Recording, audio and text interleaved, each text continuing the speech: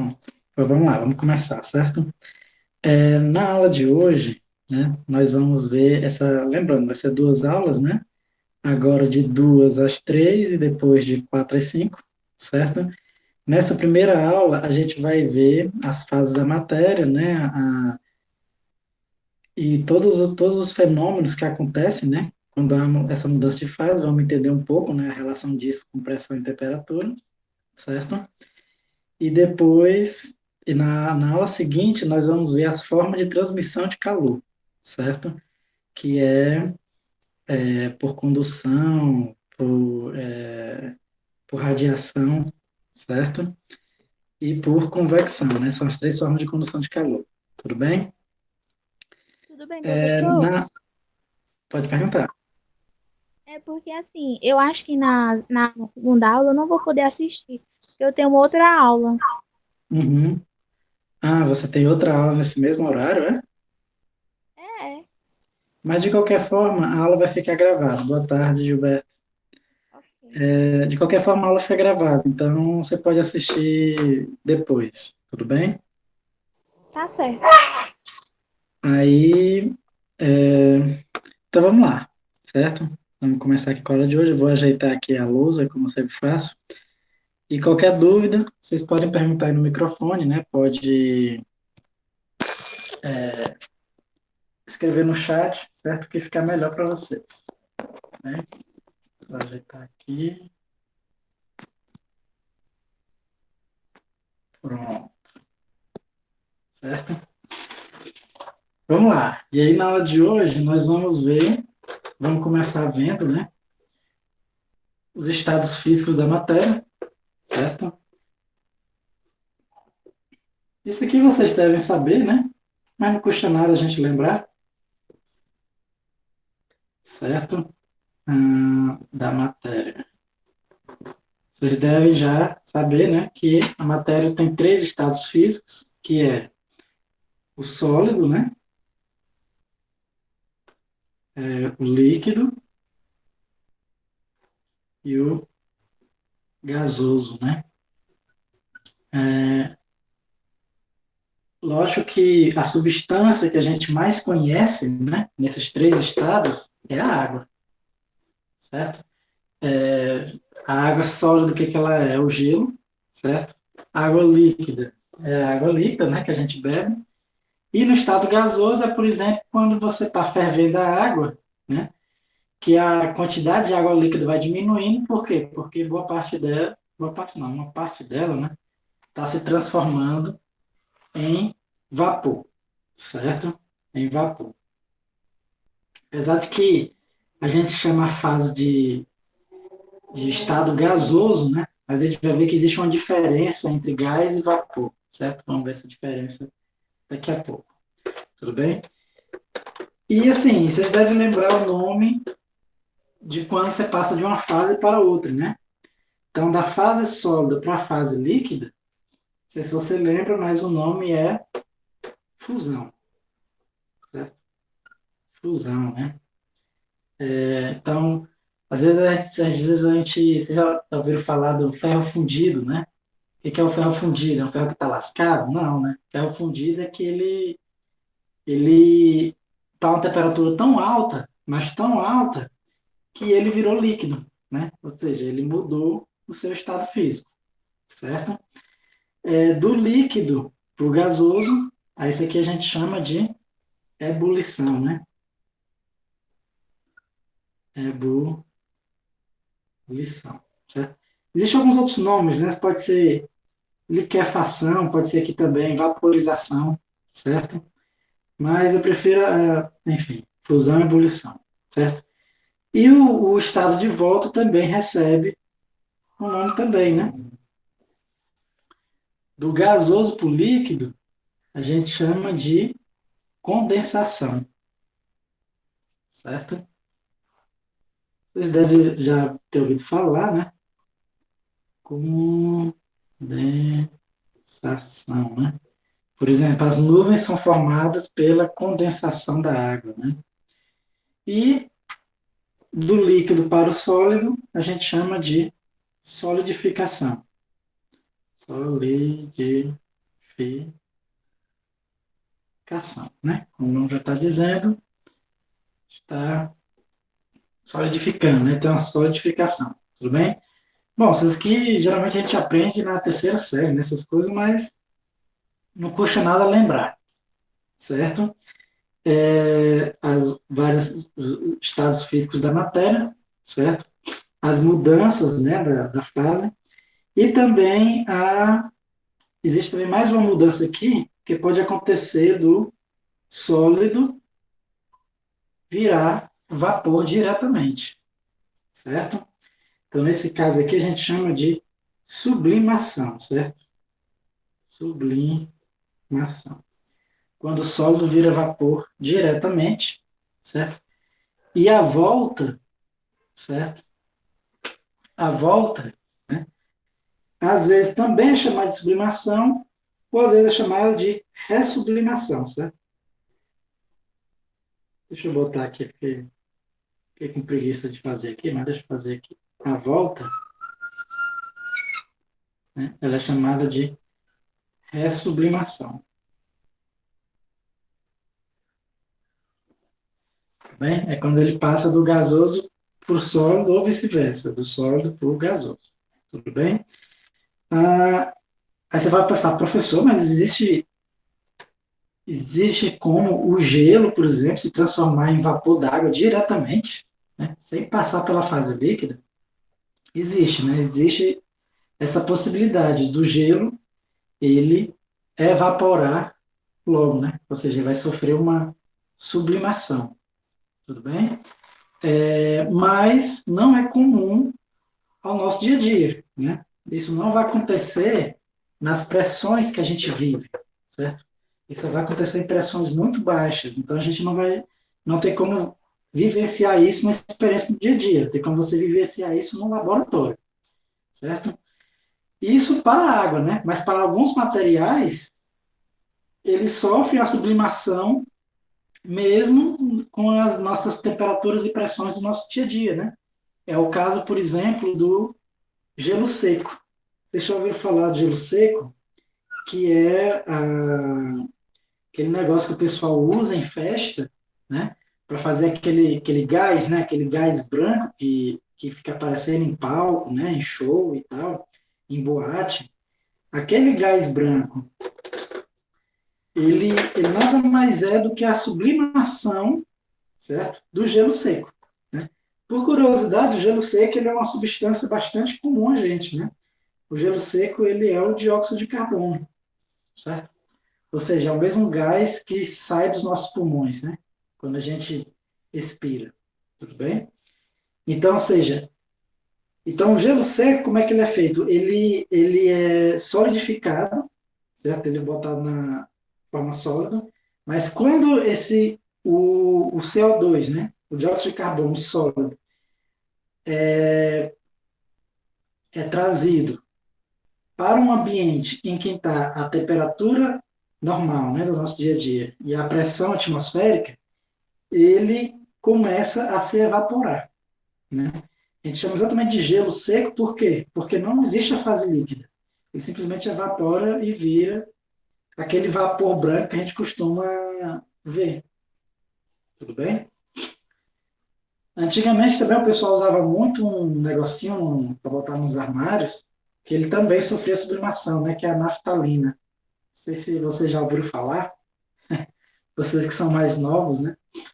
Mas até na minha época de criança o pessoal ainda usava muito naftalina. Hoje em dia é bem mais difícil usar, capaz de vocês nem conhecerem, né?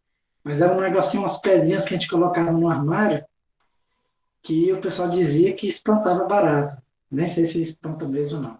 Mas eu sei que aquela pedrinha ali, ela, ela sofre sublimação também, né? Ela passa naturalmente do estado sólido para o estado líquido. Certo? Qualquer dúvida, pessoal, vocês podem perguntar, tudo bem? E aí fica o seguinte, uma coisa importante da gente saber, isso eu já falei na aula passada, né? Mas é importante repetir aqui, é que sempre quando há uma mudança de fase, certo? Sempre quando há uma mudança de fase, a temperatura ela tende a ficar em equilíbrio, certo? Ou seja, vamos supor que você começa a estudar o gelo, por exemplo. Certo? Você pega aqui uma pedra de gelo e eu vou estudar, vou começar a esquentar ele até ele virar vapor, certo? Então, o que acontece primeiro? Primeiro ele começa a derreter, né? Começa a derreter, desenhar aqui, começa a derreter, certo? Começa a suar, vai derretendo. Depois ele vira só líquido, certo? Depois, esse líquido, se você for aumentando a temperatura, ele começa a evaporar, certo? E se você continuar esquentando, ele vai evaporar até que todo ele vire vapor, e se todo ele virar vapor, você consegue esquentar esse vapor também, certo? A maiores temperaturas. Tudo bem? Então, se eu for analisar a temperatura desse sistema ao longo do tempo, o que, que vai acontecer? Vai acontecer o seguinte, aqui é o tempo, certo? Em que eu vou analisando cada fase, certo? O que acontece? E aqui é a temperatura, tá bem? Então, vamos supor que nesse ponto aqui foi quando ele começou a fundir, né? O gelo começou a derreter, certo? Que aí começou a passar pela fase de fusão, né? Fundir, né? E aí fica o seguinte, então vamos supor que esse gelo aqui está em alguma temperatura aqui negativa, a temperatura foi subindo, vou fazer até de outra cor, certo? A temperatura foi subindo desse gelo, certo? Até chegar a 0 graus Celsius. Quando chega a 0 graus Celsius, né, quando começa a existir gelo e água, a temperatura ela tende a ficar o mesmo valor até que todo o gelo se transforme em água, certo? Então, enquanto o gelo estiver derretendo, né, esse sistema sempre vai ter a mesma temperatura, né? É até fácil de imaginar por quê, né? Porque se eventualmente, tipo, a água esquentar um pouquinho, né? Se o sistema estiver fechado, né? E todo em contato térmico, essa temperatura, a tendência dela é passar para o gelo e o gelo derreter, né? Então, ou seja, antes que a água comece a esquentar, né? Ela não consegue esquentar, porque por mais que ela ganhe uma energia, né? Devido ao aquecimento, né? Ela passa essa energia para o gelo derreter. Tudo bem? Então, a temperatura fica constante, 0 graus Celsius, né? Certo? Isso aqui é o que é observado no laboratório, né? Se eu tivesse um termômetro aqui medindo tudo, ou que eu tivesse um termômetro medindo tudo, eu ia observar isso. Se tivesse o termômetro ia permanecer 0 graus Celsius enquanto todo o gelo derreter. Então, ia passar um bom tempo com 0 graus Celsius. Depois que todo o gelo derrete, o que acontece? Novamente, certo? Depois que todo o gelo derrete, aí, novamente, a temperatura começa a aumentar, certo? E ela vai aumentar até que a água começa a evaporar de novo, certo? Até que a água começa a evaporar de novo, tudo bem? Isso vai acontecer, né?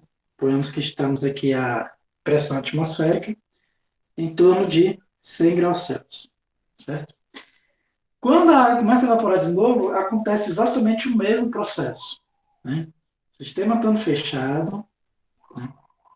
A água não vai conseguir, esse sistema não vai conseguir aumentar de temperatura. Ele vai manter a mesma temperatura até que cesse toda a mudança de fase, certo? Então, a temperatura vai ficar a mesma enquanto estiver havendo a mudança de fase, certo?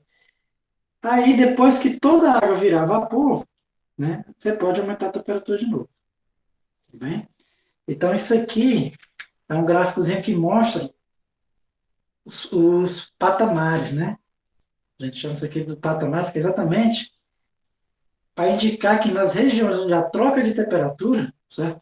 Onde a troca de fase, mudança de fase, a temperatura sempre fica constante, né? É importante a gente entender isso, né? Até mesmo para o conteúdo que a gente vai estudando, né? Quando a gente vai estudando o que é calor sensível, o que é calor latente, a gente vai ver que existe uma certa diferença, né? E ela e é importante você entender essa diferença quando estiver resolvendo a questão e também para você conhecer de certa forma, né? Conhecer de forma geral como é que funciona essa, esse evento aqui das mudanças de fase. Tudo bem? Isso tem uma implicação, né, muito importante nas nossas vidas, certo? Significa dizer o seguinte, que na nossa cozinha, se você estiver cozinhando numa panela convencional, né, a maior temperatura que você vai conseguir atingir é 100 graus Celsius. Certo? Então, a nossa cozinha, cozinhando numa tabela convencional, a maior temperatura que você vai conseguir é 100 graus Celsius. Você não vai conseguir. Professor, Pode perguntar. o Geobestide falou que não está conseguindo entrar na aula. Não está conseguindo entrar na aula?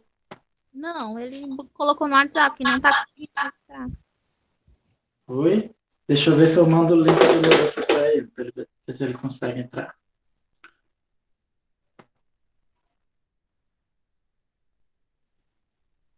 Ah, caiu, parece que a ligação dele, né? Vou mandar o link de novo. Eu vi agora também no WhatsApp, né? Olha se ele consegue entrar agora.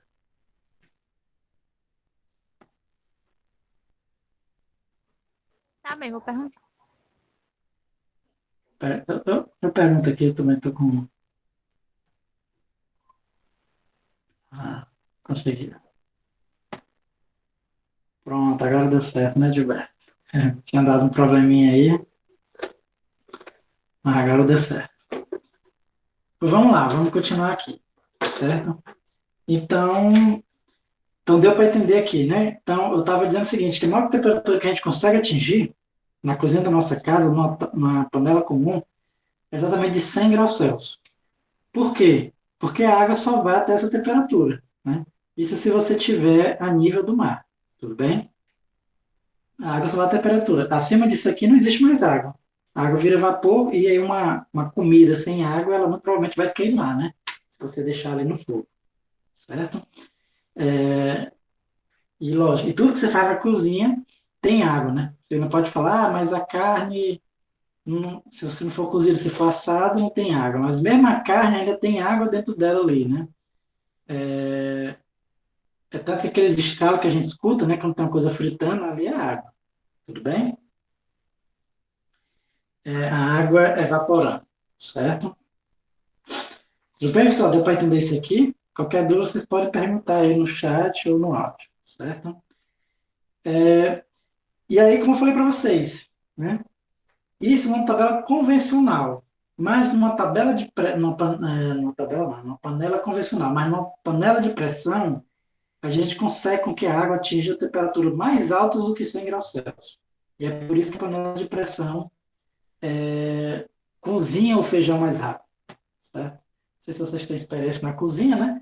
Mas geralmente a gente só cozinha feijão na panela de pressão, por quê? Porque na panela normal o feijão demora uma eternidade para cozinhar. Por quê? Porque na panela normal chega no máximo até 100 graus Celsius. Mas na panela de pressão, a água ali dentro chega a uma temperatura maior, certo? E vamos entender por que, que a água ali dentro chega a uma temperatura maior. Bem? Para a gente entender isso, a gente tem que entender o seguinte, que os estados físicos da matéria, ele não depende só da temperatura, certo? Ele depende da temperatura e da pressão, tudo bem? A gente é muito convencionado a sempre achar que a água só vai passar do estado líquido ou sólido se mudar a temperatura. Mas isso não é verdade, certo? Na verdade, vai depender das condições de temperatura e pressão, tudo bem? Eu posso até ter gelo a 20 graus Celsius. Eu posso ter gelo a 20 graus Celsius. Mas, para isso, eu vou ter que exercer uma pressão gigantesca. Né? Vamos entender aqui um pouquinho. Certo? Então, vamos supor o seguinte, só que eu tenho aqui de, um gráfico de pressão com temperatura. Certo? E aí vamos ver. E a gente fosse fazer o seguinte experimento. Então, que eu conseguisse controlar, né, eu tenho um sistema aqui, fechado, tudo bem? E aqui está uma substância, certo? Uma substância qualquer. Aqui, ó. tudo bem? E eu consigo controlar tanto a pressão que eu exerço nessa substância, quanto a temperatura que ela está, tudo bem? Tem um termômetro aqui, e eu consigo controlar a temperatura que ela está e a pressão que eu exerço sobre ela, né? Eu vou fazer o seguinte, eu quero fazer, e eu quero marcar nessa minha tabela da seguinte forma: para uma dada pressão, eu dou uma dada pressão e dou uma dada temperatura. Aqui a substância é o quê? Sólido, líquido ou vapor? Né? Depois eu faço esse outro ponto. Pego uma pressão, pego outra temperatura. Aqui a substância vai ser sólido, líquido ou vapor. Certo? E eu vou fazendo isso para todos os pontos, para todos os valores de temperatura, todos os valores de pressão e todos os valores de temperatura. Certo? Se você fizer isso, né, e o pessoal fez isso no laboratório, certo? O que você vai obter? Você vai obter o seguinte: você vai obter o que a gente chama do diagrama de fase. Certo? E você vai ver que o diagrama de fase das substâncias de forma geral, ele é assim. Ele tem uma curva aqui, que ele faz um negócio assim, que ele faz uma coisa assim. E a gente observa o seguinte, que esse, a gente observa aqui, se você for ver se a substância é líquido, vapor ou gasoso, né, dado uma temperatura, uma pressão, você vai dividir esse, esse gráfico, né, em três regiões, tudo bem? Uma região em que, se tiver naquela temperatura e naquelas pressões, a substância está no estado de vapor, que é esse caso aqui, ó, certo? Tudo bem? Toda substância tem um gráfico parecido com esse. O que muda são os valores de algumas constantes que a gente vai analisar, certo? Essa região aqui é a região em que a substância está no estado líquido, certo? E essa região é a região que a substância está no estado sólido. Tudo bem? Ou seja, se eu pegar qualquer ponto aqui, né, pegar um ponto aqui, pá, se eu estou nessa temperatura e nessa pressão, a minha substância está no estado de vapor. Se eu pegasse um ponto aqui, se eu estiver nessa temperatura e nessa pressão, minha substância está no estado líquido. Se eu estiver num ponto aqui, nessa temperatura e nessa pressão, minha substância está no estado sólido, certo? A gente vai observar aqui, para os vários valores de pressão e temperatura que o corpo, que a substância pode ter, o estado físico dele vai depender de qual região que está de pressão e temperatura. Tudo bem? E aí acontece o seguinte, né? Aquele caso que eu mostrei para vocês, né, do gelo se transformando em líquido, depois em vapor, né, é um caso, que é no caso da água, tudo bem? Que é um caso em que a pressão, né, a pressão, ela está nessa região aqui, ó, nessa região, certo? Então é como se fosse o seguinte, o gelo ele estava inicialmente no ponto X aqui, certo? O gelo está nessa pressão, vamos supor que essa aqui seja a pressão de 1 atmosfera, que é a pressão que a gente está agora, tudo bem? E aí o que acontece? E ele está inicialmente nessa temperatura, então ele está no estado sólido, certo? Vamos chamar aqui de temperatura T1. Se você começar a esquentar ele, ele vai chegar nesse ponto aqui. Observe que nesse ponto, né, essa região é sólida, essa região é líquida. Então, nesse ponto é a transição de sólido para líquido, certo? Por isso que a gente chama todos esses pontos aqui, né, essa curva de fusão ou curva de liquefação. Tudo bem? Porque sempre quando a substância chega nessa curva, certo? Ou ele está passando do estado sólido para o estado líquido, ou do líquido para o sólido, ou ele está em equilíbrio nas duas fases dessa temperatura aqui. Tudo bem? Então, ou seja, ele vai chegar aqui nessa temperatura, né? E aí ele começa a transformar no estado líquido, se for a água, isso aqui é 0 graus Celsius, certo? Aí, quando todo ele se transformar, vamos chamar aqui de Y, né? Você continua esquentando. Aí ele começa a vir aqui para a região, começa a aumentar a temperatura até chegar nesse ponto aqui, né? Que se for o caso da água, 100 graus Celsius, né? E aí quando chega nesse ponto, certo? Ele começa a transformar em vapor, até que ele se transforma em vapor, e aí ele continua. E aí depois que todo ele se transforma em vapor, você pode continuar esquentando esse vapor. Tudo bem? E aí lembro que eu falei para vocês, pessoal, existe até a possibilidade, né, de o gelo virar, passar do estado sólido para o líquido. Né? Só que essa possibilidade só existe se você tiver pressões abaixo desse valor aqui. Ó. Certo? Nesse valor aqui, se eu tiver uma pressão abaixo desse valor, né, deixa eu botar em vermelho,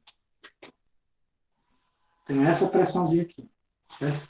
Se eu tiver uma pressão aqui abaixo, vamos supor essa aqui, né, um determinado valor aqui, certo? O que acontece? Se a minha substância está exatamente nesse ponto X, e você aumentar a temperatura, quando ela chegar nesse ponto aqui, vamos chamar de Y, então pode ser X', Y', o que vai acontecer? Ela vai passar do estado sólido diretamente para o estado de vapor. Né? Ela não vai existir estado líquido para ela nessas pressões abaixo desse ponto. Certo? Ou seja, nesse caso aqui, a água ia sofrer sublimação. Tudo bem? Se fosse para baixas pressões. Certo? Isso no caso da água, nessa aqui a pressão é bem baixinha. No caso da água, essa pressão aqui, só para ter ideia, no livro de vocês tem, deixa eu ver aqui quanto é. No caso da água, essa pressão limite aí, ela é, deixa eu ver aqui,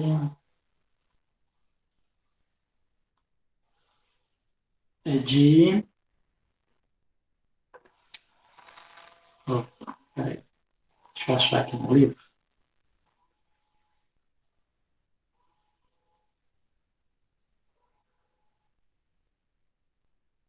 Pronto. É de 4,58 milímetros de mercúrio. Né? Ou seja, é uma pressão baixíssima, né?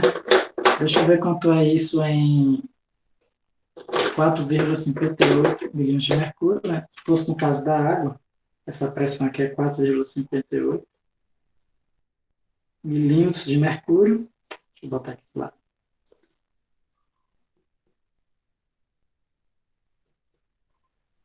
Mas deixa eu ver quanto é isso aqui em, em atmosfera, né? Para a gente só ter uma ideia. 4,58.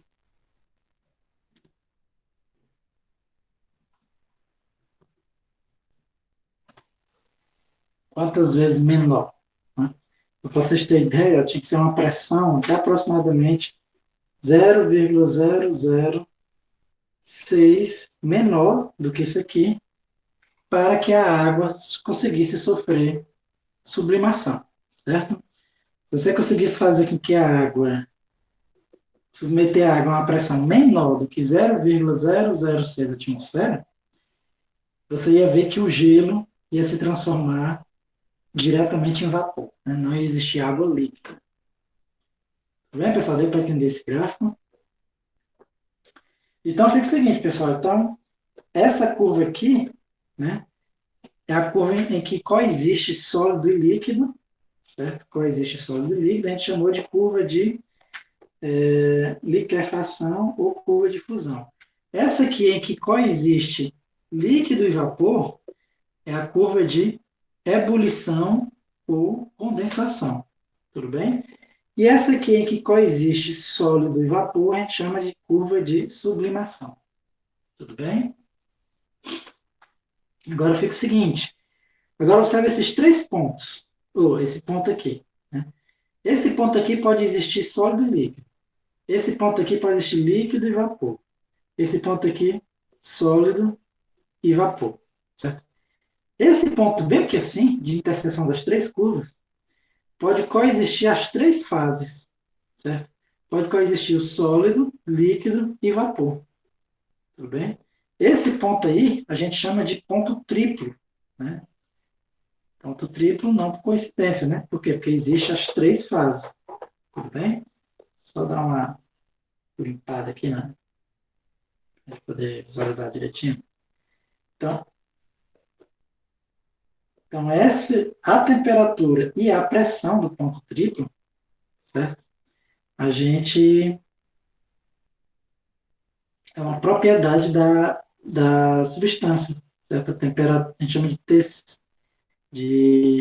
chama aqui de TT, temperatura do ponto triplo, certo? E de PC, né? Lembra quando eu falei, quando eu comecei falando de termômetros, né? Que eu disse que antes os termômetros eram calibrados com duas temperaturas, né? De 0 e 100 graus Celsius, né?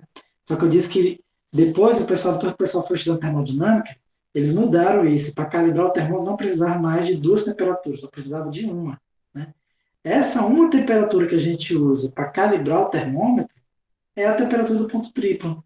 Por quê? Porque é uma temperatura que ela sempre é a mesma, certo? Se você conseguir criar um sistema, que nesse sistema existe gelo, água e gás coexistindo, né, e vapor, né?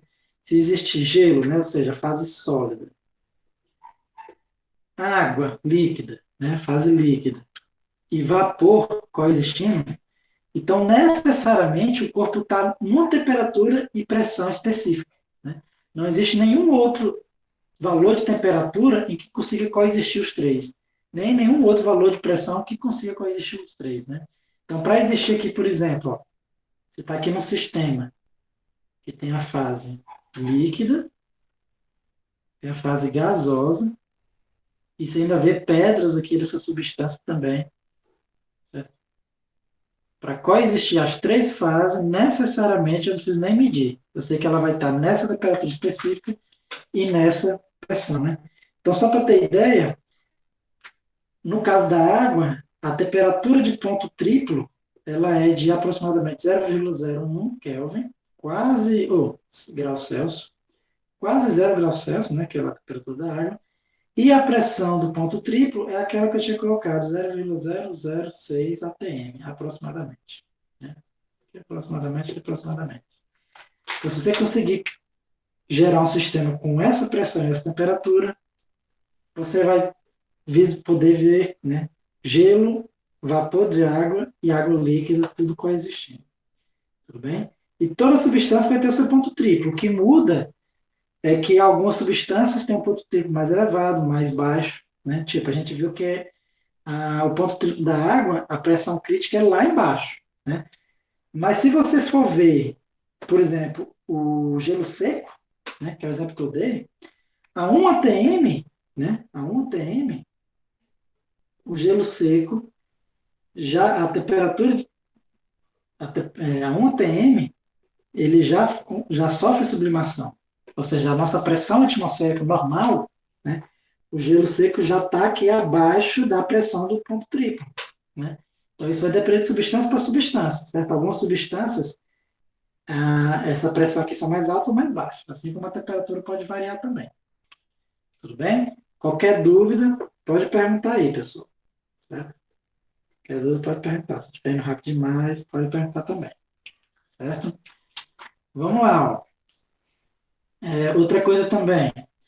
Lembra que eu falei para vocês que existe uma diferença entre vapor e gás. Certo? Que diferença é essa? Né? Na realidade, ele diz o seguinte. Ó. Aqui eu estava escrevendo que toda essa região era vapor. Na realidade, ele diz o seguinte. Que existe até um determinado ponto em que ele é vapor. Certo? Acima desse ponto, determinada temperatura, a gente chama isso aqui de gás. Por quê? Porque acima dessa temperatura não existe mais outra forma sem ser a forma gasosa. Não existe outro estado sem ser o estado gasoso. Né? Tanto a fase sólida quanto a fase líquida, né? Essa curva que ela continua, certo? E vai se encontrar aqui em algum momento. Tudo bem?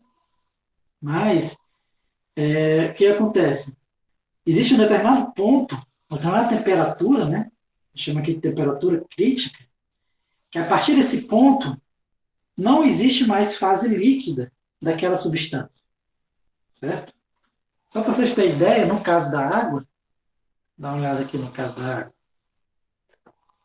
No caso da água, essa temperatura crítica, ela é, vou pegar aqui, no caso da água, a temperatura crítica é de 374 graus Celsius. Se o vapor de água tiver com mais de 374 graus Celsius, você jamais vai conseguir ver esse vapor de água virando líquido. Certo? Quando isso acontece, a gente diz a gente chama que aquele estado da matéria a gente chama mais de vapor, a gente chama de gás, ele não é um vapor, ele é um gás. Certo? Então, basicamente, qual a diferença de gás para vapor? Que o vapor, né, vamos supor que eu tenho aqui um vapor. Tá? Aqui o meu sistema está nesse determinado ponto, vou chamar de A agora, para não ficar chamando só de X. Agora, vamos supor que eu pego o vapor de esse meu sistema e começa a comprimir. Aqui é um vapor de água, começa a comprimir. Imagina o seguinte, imagina que você está aqui numa seringa, certo? A seringa, você tapou aqui com o dedo a ponta, certo? E começa a comprimir aqui a seringa. Aqui tem vapor de água, certo? Começa a comprimir. Ou seja, você vai começar a aumentar a pressão. Se você for aumentando a pressão o suficiente, o que vai acontecer? O que vai acontecer é que, por incrível que pareça, aquele gás vai se transformar em líquido. Você pode transformar o gás em líquido. Né? Vou dizer aqui mais realmente. O estado também aqui é assim, estado do ar. Você aumentou a pressão, pode acontecer de você fazer com que a água ela se solidifique, certo? Ela se solidifique. Só porque você aumentou a pressão sobre ela, né? Você imagina, se você aperta a água com muita força, aperta com muita força, né? Lógico que tem que ser um sistema fechado, né? Senão a água vai para os lados e escapa, certo? Mas se aperta com muita força, tem hora que ela vai virar gelo, por incrível que pareça, né? Ou o vapor de água, né? Vai virar líquido. Líquido é muito difícil você comprimir, né? Você precisaria de uma pressão gigantesca para você fazer com que um líquido vire sólido, certo? É bem mais comum e até fácil fazer um vapor virar líquido, certo? Um vapor virar líquido, tudo bem?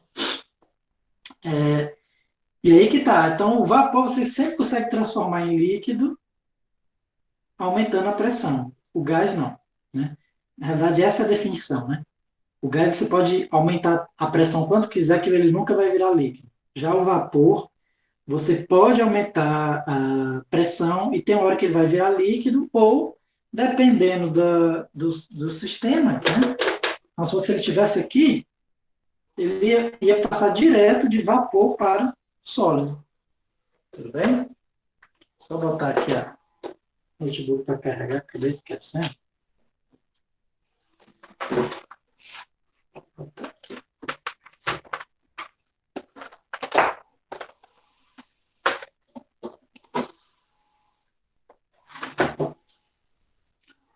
Certo, pessoal? Alguma dúvida em relação a isso? Aí esse Não, diagrama. não, professor, tipo, Pronto. Ótimo, né? Qualquer dúvida, vocês podem perguntar aí no chat. Tudo bem?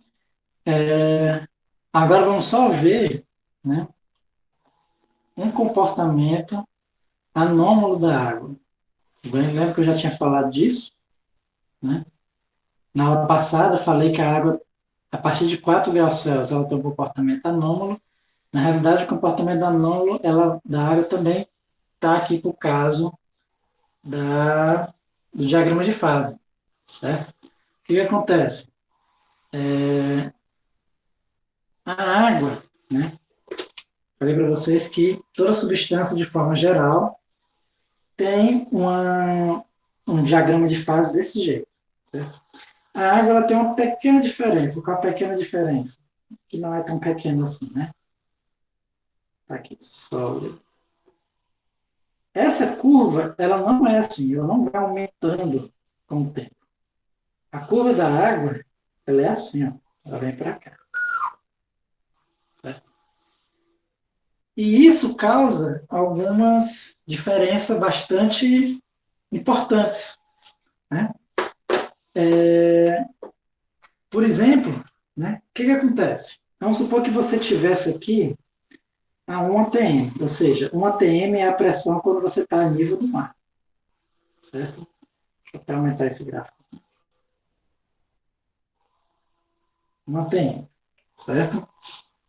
Então, o que acontece? A 1 atm você teria aqui, ó, uma,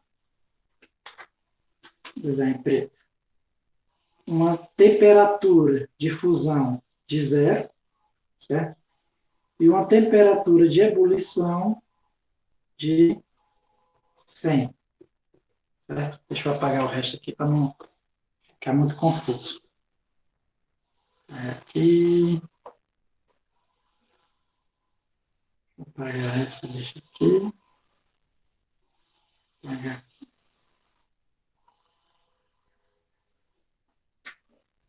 Tem uma reforma aqui perto, vocês estão conseguindo escutar, mas tem uma máquina aqui que está me perturbando o juízo. Mas vamos lá. Ó. Fica o seguinte. Eu falei para vocês que a temperatura de fusão da água é zero, de ebulição 100 a 1 atm. Vamos supor agora que eu diminuo a pressão. Diminua a pressão. Diminui para algum determinado valor, bem aqui assim. Ó. Valor arbitrário que seja menor do que 1 atm. O que vai acontecer com as novas temperaturas de fusão e ebulição? Observe que a temperatura de ebulição ela vai diminuir. Vai para alguma coisa aqui que é menor do que 100. Assim como a de ebulição, ela vai aumentar, certo? Ela vai aumentar para alguma coisa aqui que é maior do que zero. Tudo bem? Então, assim, você consegue mudar a temperatura de fusão e de ebulição só mudando a pressão. Onde é que isso pode acontecer? Quando você sobe a serra, por exemplo. Né? Quando você sobe a serra, ali em cima da serra, a temperatura não é mais 1 atm, é menos do que 1 atm. Certo? Então você vai ver que a água vai começar a ferver a uma temperatura menor do que 100 graus Celsius. Certo? Tem até um canal no YouTube que ele fez uma experiência disso, mostrando isso mesmo, né? Claro que diminui muito pouco, não diminui muito, né? Que eu exagerei bastante no gráfico, certo? Só para a gente entender o que acontece. Mas diminui muito pouco, na realidade. Mas diminui, né? Esse aqui é o ponto, né? É que ela diminui, certo? Então, o que acontece? O canal é o Manual do Mundo, depois se vocês quiserem, você volta lá. Manual do Mundo, a água fervendo em cima da serra. Ele fez exatamente essa experiência. Ele subiu na serra e foi botar água para ferver, botou um termômetro e viu que, de fato, a, a água ela ferve a uma temperatura menor, certo?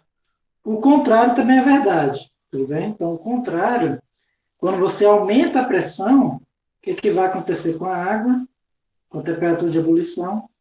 Vai para algum valor aqui que é maior do que 100, certo?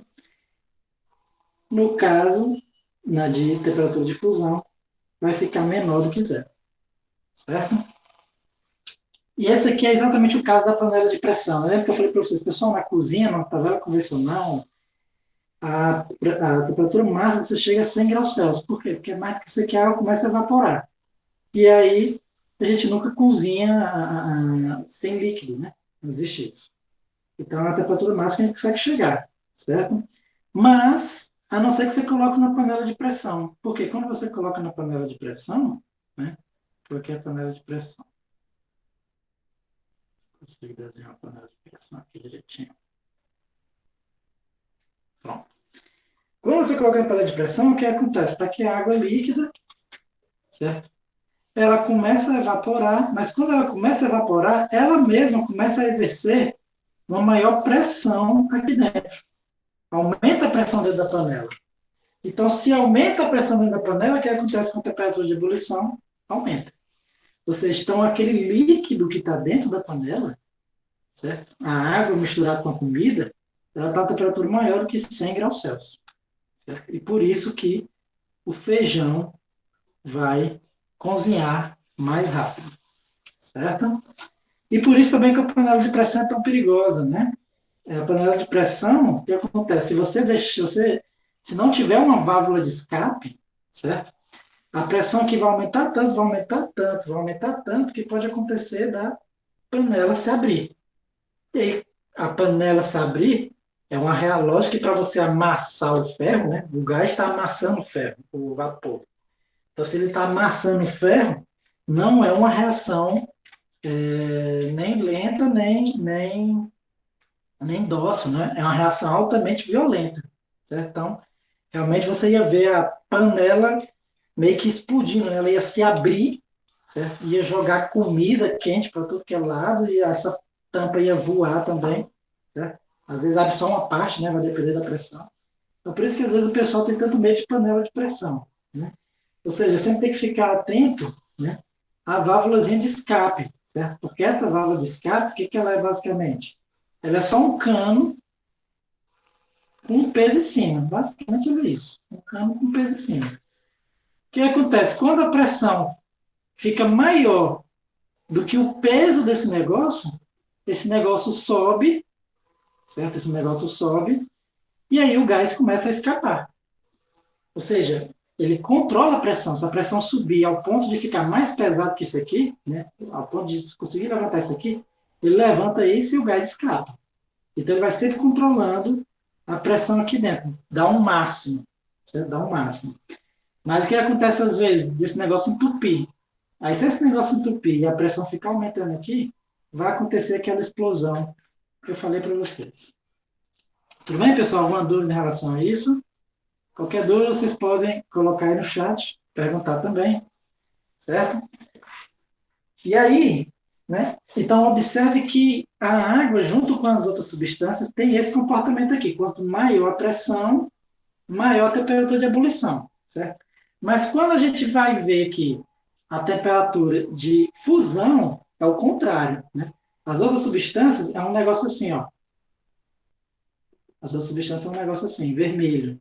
A água ela é assim, ó, certo? Então, ou seja, as outras substâncias, quando você aumenta a pressão, também aumenta o ponto de fusão, certo? Mas a água não. Quando você aumenta a pressão, você diminui o ponto de fusão.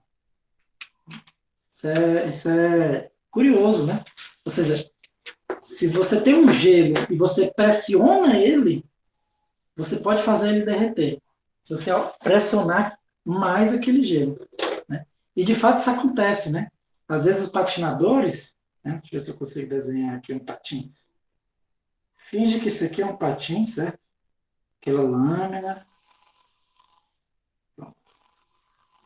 Finge que isso aqui é um patins, certo? Então o que acontece? Às vezes um patinador passa pela superfície do gelo, né? E você vê que aqui deixa um rastrinho líquido, né? Fica um rastro líquido por onde ele passou, certo? Por quê? Porque ele aumentou a pressão, pode acontecer de ter aumentado a pressão, no que aumentou a pressão, diminuiu o ponto de ebulição, e esse gelo aqui derreteu, mas não porque a temperatura mudou, né? Não porque ele esquentou, né? É porque a pressão aumentou e ele passou da fase sólida para a fase líquida. Tudo bem? Então, se você aquele ponto, talvez ele está aqui no ponto aqui, ó, em vez dele fazer isso aqui, porque aumentou a temperatura, ele faz isso aqui. E aí ele entra na fase líquida, por causa da pressão alta que ele sofreu. Tudo bem, pessoal? Deu para entender isso aí? Alguma dúvida em relação a isso? Só por curiosidade, né? Por que isso acontece com a água? Porque é o seguinte, porque em geral, né, quando o material passa da fase sólida para líquida e da líquida para gasosa, certo? Da líquida para o vapor, a tendência é sempre aumentar de volume de todos os materiais, certo? Tanto da sólida para líquida, quanto da líquida para gasosa. A tendência é o volume aumentar, certo? O que significa dizer que se você aumenta a pressão, você precisa ter mais energia para ele conseguir atingir, né, o volume que ele quer atingir para ele mudar de fase. Né? Ou seja, você precisa ter mais energia, então você precisa aumenta a energia interna, né? Ou seja, aumenta a temperatura necessária, certo? Mas a água não, a água, como eu falei, ela tem um comportamento diferente. Quando a água congela, certo? Ela aumenta de temperatura, ela aumenta de volume. Ou seja, falar com outras palavras, quando o gelo derrete, ele diminui de volume, certo? Não é todo material que é assim, são poucos materiais que são assim, certo? A água é um deles, né? Ou seja, o gelo derrete, o volume ocupado pela água do gelo derretido é menor do que o volume inicial do gelo, né? Na verdade, é por isso que o gelo flutua, né? O gelo ele tem uma densidade menor do que a da água, certo? E aí, por causa disso, quando você comprime o gelo, né, você facilita ele a transformar em água, porque a tendência dele é essa mesmo, né? É ele diminuir de volume. Tudo bem, pessoal? Alguma dúvida em relação a isso? Vamos fazer o seguinte, só pegar aqui. Vamos terminar nossa primeira aula aqui, por aqui, certo? E aí a gente retorna 4 horas, e a gente vamos ver as formas de transmissão de calor, né? Por contato, por radiação, né? Então, assim, vocês não estão vendo, mas eu estou recebendo aqui a radiação do sol, está me esquentando bastante. E, e também por convecção, certo? Às 4 horas a gente volta para ver isso. Por hoje a gente fica por aqui. Não sei se vocês têm alguma dúvida. Vocês têm alguma dúvida?